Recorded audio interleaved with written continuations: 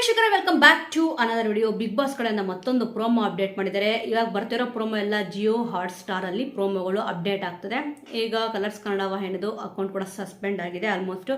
ಇವಾಗ ನೀವು ನೋಡ್ತಿರ್ಬೋದು, ಒಂದೊಂದು ಪ್ರೋಮೋಗಳು ನೋಡ್ತಿದ್ರೆ ಸದ್ಯ ಇವಾಗ 1 ತಿಂಗಳು ಮುಗ್ದಿದೆ, ಈಗ 2ನೇ ತಿಂಗಳು ಇವಾಗ ರನ್ನಿಂಗು. ಆಲ್ಮೋಸ್ಟ್ ಎಷ್ಟು ಬೋರ್ ಹಿಡಿತಿದೆ. ಮತ್ತೆ ಕೆಲವೊಬ್ಬರು ಸ್ಪರ್ಧಿಗಳನ್ನ ಪರ್ಟಿಕ್ಯುಲರ್ ಆಗಿ ನೀವು ನೋಡ್ತಿರ್ಬೋದು, ಇವ್ರ ಮೇಲೆನೆ ಇಲ್ಲಿ ಪ್ರೋಮೋ ಇರುತ್ತೆ, ಎಪಿಸೋಡು ಕೂಡ ಇಲ್ಲಿ ಇವ್ರ ಮೇಲೆ ಇರುತ್ತೆ. ಬಿಗ್ ಬಾಸ್ ಮೇಲೆ 17 ಜನ ಏನು ಕಂಟೆಸ್ಟೆಂಟ್ ಇದ್ದಾರೆ, 16-17 ಜನ. ಇಲ್ಲಿ ಕೆಲವೊಬ್ರು ಸ್ಪರ್ಧಿಗಳು ಕಾಣಿಸ್ತಾನೆ ಇಲ್ಲ, ಕಾಣಿಸ್ತಾ ಇಲ್ವೋ ಅಥವಾ ಇವರು ಕಾಣಿಸ್ತಾ ಇರೋಂಗೆ ಅವ್ರದ್ದು ವಿಟಿನ ಇಲ್ಲಿ ಹಾಕ್ತಲ್ವೋ ಗೊತ್ತಾಗಲ್ಲ. ಯಾಕಂತಂದ್ರೆ ಕೆಲವೊಂದು ಸೀನ್ಗಳು ತುಂಬಾ ಚೆನ್ನಾಗಿರೋ ಸೀನ್ಗಳು ಕೂಡ ಇಲ್ಲಿ ಬಂದಿರುತ್ತೆ.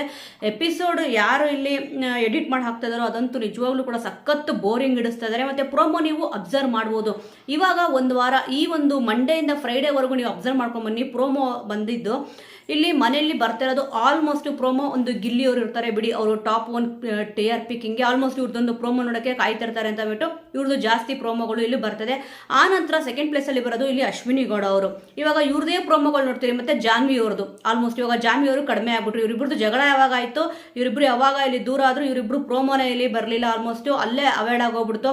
ಯಾಕಂತಂದ್ರೆ ನೀವು ಅಬ್ಸರ್ವ್ ಮಾಡಿರ್ಬೋದು, ಇವ್ರುಗಳ ಪ್ರೋಮೋನೇ ಇಲ್ಲಿ ಜಾಸ್ತಿ ಬರ್ತದೆ. ಒಂದು ಗಿಲ್ಲಿ ಅವ್ರದ್ದು, ಅಶ್ವಿನಿ ಗೌಡ ಅವ್ರದ್ದು, ಜಾನ್ವಿ ಅವ್ರದ್ದು, ಮತ್ತೆ ಕಾಕ್ರೋಚ್ ಸುದೀವ್ರಂತೂ ಮನೇಲಿ ಇದ್ರೂ ಕೂಡ ಇಲ್ದಿರೋ ತರ ಇದೆ. ಇವ್ರದೊಂದು ಪ್ರೋಮೋ ಇಲ್ಲಿ ಹೈಲೈಟ್ ಆಗಿ ಕಾಣಿಸೇ ಇಲ್ಲ ಆಲ್ಮೋಸ್ಟ್. ಇನ್ನು ಧನುಷ್ ಅವ್ರದ್ದು ನೋಡ್ಬೋದು, ಇವ್ರದ್ದು ಯಾರ್ದು ಕೂಡ ಇಲ್ಲಿ ಪ್ರೋಮೋಗಳು ಬರ್ತಾಯಿಲ್ಲ. ರಾಶಿಕ್ ಅವ್ರದ್ದು ನೀವು ನೋಡ್ಬೋದು, ಈ ವಾರ ಪೂರ್ತಿಯಾಗಿ ತಗೊಂಡ್ರೆ ಇಲ್ಲಿ ರಾಶಿಕ್ ಅವರು ರಕ್ಷಿತ್ ಅವ್ರನ್ನ ಬೈಯೋದು ಒಂದು ಪ್ರೋಮೋ ಬಂದಿದೆ. ಮತ್ತೆ ಇಲ್ಲಿ ಅಶ್ವಿನಿ ಗೌಡ ಅವರು ಕೂಡ ರಕ್ಷಿತ್ ಅವ್ರನ್ನೇ ಬೈಯೋದು ಒಂದು ಪ್ರೋಮೋ ಬಂದಿದೆ.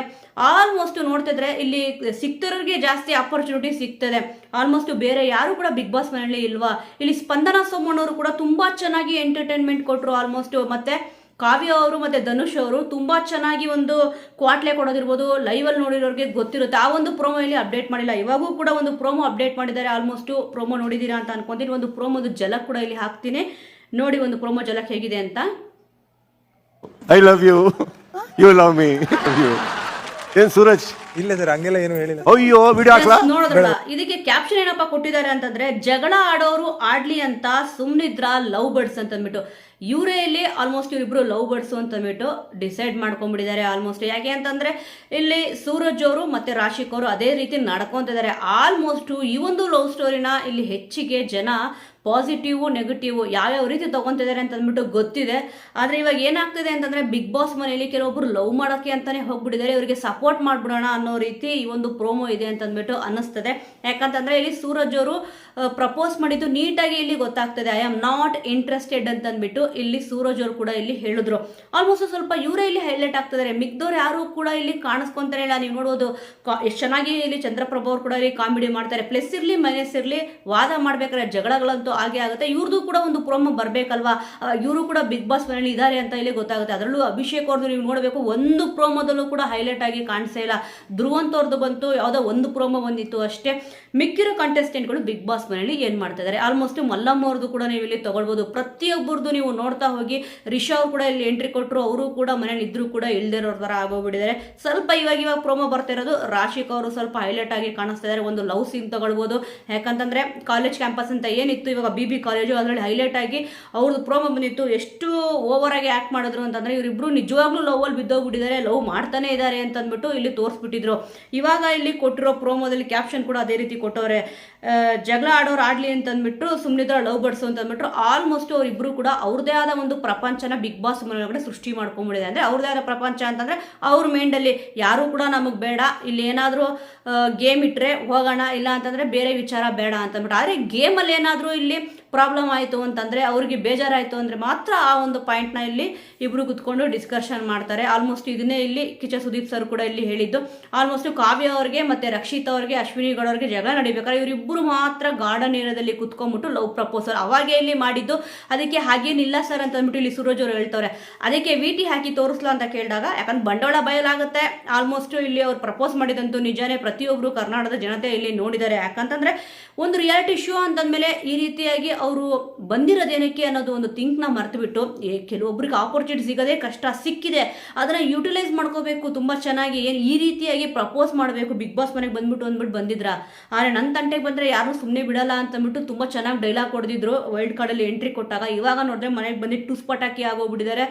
ಕೆಲವೊಬ್ಬರದು ಏನಾಗುತ್ತೆ ಅಂತಂದರೆ ಸಿಕ್ಕಿರೋ ಆಪರ್ಚುನಿಟಿನ ಅವರು ಯೂಟಿಲೈಸ್ ಮಾಡ್ಕೊಳ್ಳೋದೇ ಇಲ್ಲ. ಆಮೇಲೆ ಅಯ್ಯೋ ನನಗೆ ಸಿಕ್ಕಿದ ಆಪರ್ಚುನಿಟಿ ನಾನು ಯೂಸ್ ಮಾಡ್ಕೊಳ್ಳಿಲ್ಲ ಸರಿಯಾಗಿ ಅಂತ ಅಂದ್ಬಿಟ್ಟು ಇಲ್ಲಿ ಕಣ್ಣೀರು ಹಾಕ್ತಾರೆ. ಏನೂ ಕೂಡ ಮಾಡೋಕ್ಕಾಗಲ್ಲ.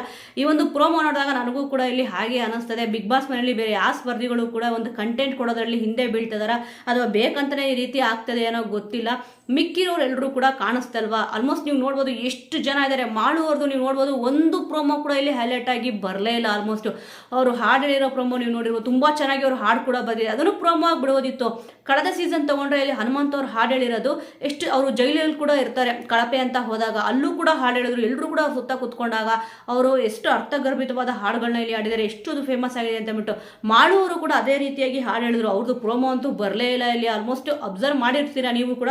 ಇವಾಗ ನೀವು ಸ್ಯಾಟರ್ಡೆ ಸಂಡೇ ಎಪಿಸೋಡಲ್ಲಿ ತೊಗೊಂಡಾಗೂ ಕೂಡ ಇಲ್ಲಿ ಜಾಸ್ತಿ ಅಶ್ವಿನಿ ಗೌಡ ಅವ್ರದ್ದು, ಒಂದು ಇಲ್ಲಿ ಗಿಲ್ಲಿ ನಟ ಅವ್ರದ್ದು, ಕಾವ್ಯ ಅವ್ರದ್ದು, ಇವ್ರುಗಳ್ದೇ ಪ್ರೋಮೋ ಬಂದಿದೆ. ಮತ್ತು ಮಿಕ್ಕಿದವರೆಲ್ಲ ಏನು ಮಾಡ್ತಾ ಇದ್ದಾರೆ ಬಿಗ್ ಬಾಸ್ ಮನೆಯಲ್ಲಿ? ಆಲ್ಮೋಸ್ಟ್ ಕಾಕ್ರೋಚ್ ಸುದ್ದಿ ಅವ್ರದ್ದು ಪ್ರೋಮೋ ಬರುತ್ತೆ, ಅವರು ಬೈಸ್ಕೊಳ್ಳೋ ಪ್ರೋಮೋನೇ ಬರುತ್ತೆ. ಇಲ್ಲಿ ಯಾರು ಕೂಡ ಹೊಗಳ್ಸ್ಕೊಳ್ಳೋ ಪ್ರೋಮೋ ನೀವು ತುಂಬ ಚೆನ್ನಾಗಿ ಮಾಡಿದ್ರಿ ಅನ್ನೋದಂತೂ ಇಲ್ಲಿ ಬಂದೇ ಇಲ್ಲ. ಆಲ್ಮೋಸ್ಟ್ ತುಂಬ ಕಿರಿಕಿರಿ ಅನ್ನಿಸ್ತಿರೋದೇನು ಅಂತಂದರೆ ಬೇರೆಯವ್ರಿಗೂ ಕೂಡ ಇಲ್ಲಿ ಸ್ಪೇಸ್ ಕೊಡಬೇಕಲ್ವಾ. ಮಿಕ್ಕಿದವರೆಲ್ಲ ಯಾಕೆ ಬಿಗ್ ಬಾಸ್ ಮನೆಗೆ ಬರಬೇಕಿತ್ತು? ಮಂಜು ಭಾಷಿನಿ ಅವರು ಇರ್ಬೋದು, ಮತ್ತು ಅಶ್ವಿನಿ SN ಅವರು ಇವಾಗ ಏನು ಬಿಗ್ ಬಾಸ್ ಮನೆಯಿಂದ ಎಲಿಮಿನೇಟ್ ಆಗಿ ಹೋಗಿದ್ದಾರೆ ಕಂಟೆಸ್ಟೆಂಟ್ಗಳು. ಅವರೆಲ್ಲರೂ ಕೂಡ ಕಂಟೆಂಟ್ ಕೊಟ್ಟಿದ್ರು, ಆದರೂ ಕೂಡ ಬೇಗ ಜನಗಳಿಗೆ ಇಲ್ಲಿ ರೀಚ್ ಆಗಲಿಲ್ಲ. ಆದರೆ ಇಲ್ಲಿ ಅಶ್ವಿನಿ ಗೌಡ ಅವರು ಒಂದು ಏನೋ ಒಂದು ಮಾತಾಡ್ತಿದ್ದಾರೆ, ಜಗಳ ಆಗಿರ್ಬೋದು, ಕದನ ಆಗಿರ್ಬೋದು. ಬಟ್ ಅವ್ರದ್ದಂತೂ ಇಲ್ಲಿ ಎಪಿಸೋಡಲ್ಲೂ ಅವರೇ ಹೈಲೈಟ್ ಆಗಿ ಕಾಣಿಸ್ತಾರೆ, ಪ್ರೋಮೋದಲ್ಲೂ ಅವರೇ ಹೈಲೈಟ್ ಆಗಿ ಕಾಣಿಸ್ತಾರೆ, ಸ್ಯಾಟರ್ಡೆ ಸಂಡೇ ಎಪಿಸೋಡಲ್ಲೂ ಕೂಡ ಇಲ್ಲಿ ಅವರೇ ಹೈಲೈಟ್ ಆಗಿ ಕಾಣಿಸ್ತಾ ಇರ್ತಾರೆ. ಆಲ್ಮೋಸ್ಟು ಒಂದು ವೇಳೆ ಇಲ್ಲಿ ಏನು ಅನ್ಸ್ಬಿಡುತ್ತೆ ಒಂದು ಸತಿ ಅಂತಂದರೆ ಅಶ್ವಿನಿ ಗೌಡ ಅವ್ರು ಏನೇ ಮಾಡಿದ್ರು ಸರಿ ಅಂತ ಇಲ್ಲಿ ಬೇರೆಯವರೆಲ್ಲರೂ ಕೂಡ ಒಪ್ಕೊಂಡಂಗೆ ಆಗ್ಬಿಡುತ್ತೆ. ಇವಾಗೂ ಕೂಡ ಇಲ್ಲಿ ನೀವು ನೋಡ್ತಾ ಇರ್ಬೋದು, ಇಲ್ಲಿ ಅಶ್ವಿನಿ ಗೌಡ ಅವರು ಜಗಳ ಆದಾಗ ಯಾರು ಕೂಡ ಇಲ್ಲಿ ಬಂದು ಮಾತಾಡಲಿಲ್ಲ ಅಂತ ಅಂದ್ಬಿಟ್ಟು ಹೇಳಿದ್ರು. ಇದರಲ್ಲೂ ಕೂಡ ಇಲ್ಲಿ ಅಶ್ವಿನಿ ಗೌಡ ಅವರೇ ಇದ್ದಾರೆ. ಯಾರೇ ಟಾಪಿಕ್ ಇರೋದು ಸೂರಜ್ ಅವ್ರದ್ದು, ರಾಶಿಕಾ ಅವ್ರದ್ದು. ಇವರಿಬ್ಬರು ಲವ್ ಬರ್ಡ್ಸ್ ಆಗೋಗ್ಬಿಟ್ಟಿದ್ರ, ನಮ್ಮ ಯಾರ ತಂಟೆನೂ ಬೇಡ, ನಾವಿಬ್ರು ಸುಮ್ಮನೆ ಎದ್ಬಿಡೋಣ ಅಂತಂದ್ಬಿಟ್ಟು ಅನ್ಕೊಂಡಿದಾರ ಅಂತಂದ್ಬಿಟ್ಟು ಇತ್ತು. ಇದರಲ್ಲೂ ಕೂಡ ಅಶ್ವಿನಿ ಗೌಡ ಅವ್ರದ್ದು ಒಂದು ಪಾತ್ರ ಕಾಣಿಸ್ತದೆ. ಯಾಕಂದರೆ ಅವ್ರು ಹೇಳಿದ್ರು ನಿಜವಾಗ್ಲೂ ಕೂಡ, ನಾವು ಯಾರ ಪರ, ನಮ್ಮ ಪರ ಯಾರು ಕೂಡ ಬರಲಿಲ್ಲ, ನಾವು ಯಾರನ್ನ ಹತ್ರ ಹೋದಾಗ ಇಲ್ಲಿ ಮಾತಾಡ್ತೀವಿ ಅಂತಂದ್ಬಿಟ್ಟು. ಇವರಿಬ್ರು ಕೂಡ ಆಟಕ್ಕುಟ್ಟು ಲೆಕ್ಕಕ್ಕಿಲ್ಲ ಅನ್ನೋ ಥರ ಆಗೋಗ್ಬಿಟ್ಟಿದ್ದಾರೆ. ಗೇಮ್ ಒಂದೇ ಇಲ್ಲಿ ಆಡ್ಬಿಟ್ಟು ರಾಶಿಕ್ ಅವ್ರು ಎಲ್ಲರೂ ಮನಸ್ಸನ್ನ ಗೆಲ್ಲಕ್ಕಂತೂ ಚಾನ್ಸ್ ಇಲ್ಲ ಅಂತ ಅಂದ್ಬಿಟ್ಟು ನನಗನ್ಸಿದೆ. ಈ ಒಂದು ಪ್ರೋಮೋ ನೋಡಿ ನನಗನ್ಸಿದ್ದು ಏನಪ್ಪ ಅಂತಂದರೆ ಆಲ್ಮೋಸ್ಟ್ ಈ ಒಂದು ಪ್ರೋಮೋಗಿಂತ ಇನ್ನೂ ಬೆಟರ್ ಆಗಿರೋ ಪ್ರೋಮೋ ಬಿಟ್ಟಿದ್ರೆ ಜನಗಳಿಗೆ ತುಂಬಾ ರೀಚ್ ಆಗಿರೋದು. ಆಲ್ಮೋಸ್ಟ್ ಈ ಒಂದು ಪೇರ್ ನೋಡಿ ಎಲ್ಲರೂ ಏನಂತಿದ್ದಾರೆ ಅಂತ ಅಂದ್ಬಿಟ್ಟು ಎಲ್ರಿಗೂ ಕೂಡ ಗೊತ್ತಿದೆ.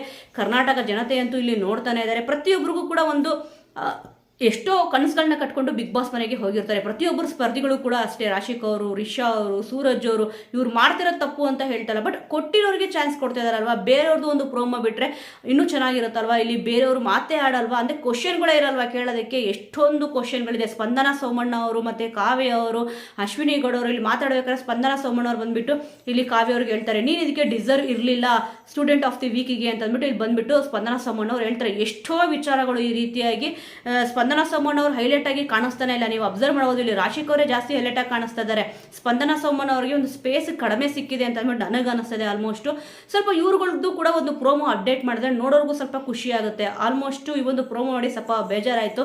ನಿಮಗೇನು ಅನ್ನಿಸ್ತು ವೀಕ್ಷಕರೇ? ಈ ರೀತಿಯಾಗಿ ಪ್ರೋಮೋ ಅಪ್ಡೇಟ್ ಮಾಡ್ತಿರೋದಿರ್ಬೋದು, ಮತ್ತು ಕಂಟೆಸ್ಟೆಂಟ್ಗಳ ವಿಚಾರ ಇರ್ಬೋದು, ಎಪಿಸೋಡ್ ವಿಚಾರಗಳಿರ್ಬೋದು, ಈ ರೀತಿಯಾಗಿ ಪ್ರೋಮೋ ಇರ್ಬೋದು, ಎಪಿಸೋಡ್ ಎಲ್ಲ ಒಬ್ಬರು ಕಂಟೆಸ್ಟೆಂಟ್ಗಳ ಬಗ್ಗೆ ನಿಮ್ಮ ಒಂದು ಒಪಿನಿಯನ್ ಏನಿದೆ, ಮತ್ತು ಈ ಬಾರಿ ಬಿಗ್ ಬಾಸ್ ಸೀಸನ್ 12 ಯಾವ ರೀತಿ ನಡ್ಕೊಂಡು ಬರ್ತದೆ ಅನ್ನೋದ್ರ ಬಗ್ಗೆ, ಎಲ್ಲ ವಿಚಾರಗಳ ಬಗ್ಗೆ ಟೋಟಲ್ ಓವರ್ ಆಲ್ ಆಗಿ ನಿಮ್ಮ ಒಂದು ಒಪಿನಿಯನ್ ಏನಿದೆ ಅನ್ನೋದನ್ನು ಮಿಸ್ ಮಾಡದೆ ಕಮೆಂಟ್ ಮೂಲಕ ತಿಳಿಸಿ. ಮುಂದಿನ ವಿಡಿಯೋದೊಂದಿಗೆ ಮತ್ತೆ ಸಿಗೋಣ.